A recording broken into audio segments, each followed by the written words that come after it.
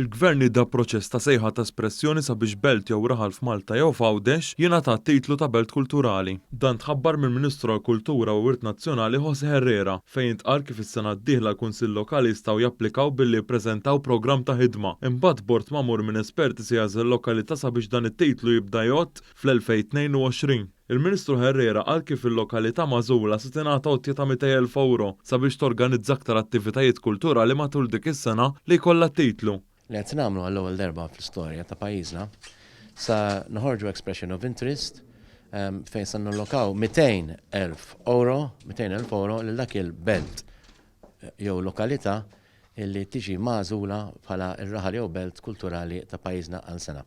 Permezz ta' din l-inizjattiva, fi kliem il-Ministru José Herrera, l-kultura f'pajjiżna se tkompli tissaħħaħ.